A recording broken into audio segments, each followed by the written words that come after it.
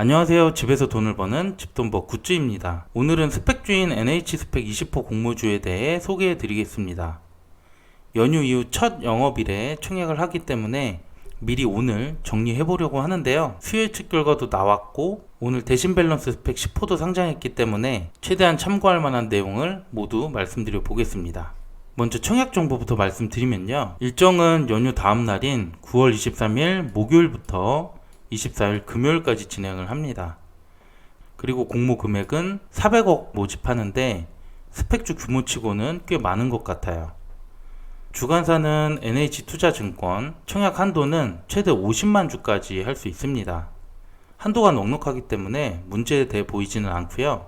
배정 방법은 균등과 비례 5대5로 진행하게 되고요. 수수료는 없고 청약 기간에 계좌 개설을 해도 참여를 하실 수 있습니다. 앞에서 모집 규모가 400억으로 많다고 말씀드렸는데요.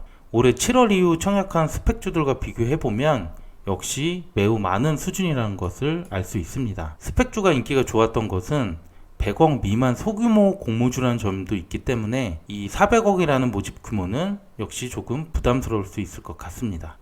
그럼 NH스펙 20호의 수요 예측 결과를 말씀드려 보겠습니다. 수요 예측은 총 1037개의 기관이 참여를 했고 경쟁률은 1017대 1을 기록했습니다. 공모가는 100%로 2,000원으로 확정이 됐는데요. 반면에 의무 확약 비율은 한 건도 나오지를 않았습니다. 제가 공시자료를 참고를 했는데 여기서 별도의 코멘트가 없어서 이게 기관들이 제출을 안 한 건지 아니면 스펙주 자체적으로 의무 확약을 받지 않은 것인지는 확인하지 못했습니다. 하지만 어쨌든 의무 확약이 없다는 것은 좋은 지표는 아니라고 생각을 합니다. 수요 예측 결과를 다른 스펙주들과 비교를 해보겠습니다. 경쟁률은 IBK 스펙 16호 그리고 유진, 신한 스펙 다음으로 높은 1017대 1을 기록을 했죠. 그래서 어느 정도 평균 수치가 나왔다고 할 수 있겠고요. 반면 의무 보유 비율은 최근 스펙주들이 계속 이렇게 떨어지고 있는 수치를 보였었고 NH스펙 20호는 한 건도 나오지 않았습니다. 그래서 전반적으로 수요 예측 결과는 평균보다 조금 낮은 것으로 결론을 지을 수 있을 것 같습니다. 그럼 세 번째로 최근 스펙주 사례를 보여드리면서 어떻게 대응해야 할지 정리해 보겠습니다. 지금 보여드리는 표는 스펙주 상장일의 주가 흐름을 비교하는 것인데요. 삼성 5호와 하나플러스 스펙 2호는 시초가가 따블을 형성을 하고 따상까지 그대로 유지하면서 마감을 했습니다. 그런데 IBKS부터 따상이 유지되지 못하고 끝나는 흐름을 보여주었고요. 유진 스펙은 따상을 못 갔고 심지어 종가는 2,800원이 되면서 수익률이 많이 떨어졌어요. 그런데 오늘 상장한 대신 밸런스는 따블은커녕 주가가 2,300원대에 머물더니 종가는 2,220원으로 수익률이 10에서 20%밖에 나오지 않았습니다. 저도 대신 밸런스 스펙 10호는 들어가긴 했는데 결국 오늘 팔지는 못했습니다.